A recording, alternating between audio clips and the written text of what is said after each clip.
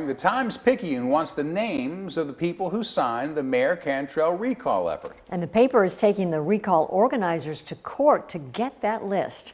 WGNO's LBJ is following the story. LB. Yeah, Susie and Kurt, this is the lawsuit. The recall organizers argue that people who signed the recall should be afforded the same privacy rights afforded to people who vote in an election.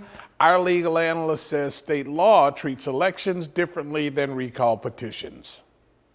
Last Thursday, the Times-Picayune filed a petition for writ of mandamus against recall organizer Eileen Carter, hoping to force Carter to release the names, addresses, and signatures of each elector that signed a petition to recall the mayor. WGNO legal analyst Cliff Cardone says that state law favors the Picayune. The law is quite clear and unambiguous that they are entitled to that information.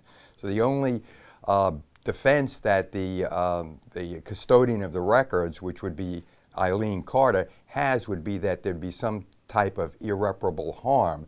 But she's probably going to have to show that harm in advance. Over the weekend, the recall campaign released a statement saying that they would not release the names and asking the question, is this in the best interest of the community when this administration is known to retaliate? She's going to probably have to show that there is some harm, a retaliation or reprisal that's been made already against a voter, and produce that information at the hearing. Then perhaps a judge could craft some sort of relief that would protect the voting public from full disclosure. We reached out to the Times-Picayune, and their editor, Renee Sanchez, sent us this statement saying they have no intention of mass publishing the names on the recall and, quote, we believe it's in the public interest to know whether public officials are part of the recall movement or not. It's also in the public interest to know where generally in the city the recall is strong or not. The hearing is Wednesday at Civil District Court, and Cardone warns this may not be the end of this case. The judge can do whatever she wants. The question is whether or not the other side, who's on the opposite end of that finding or ruling, wants to appeal it.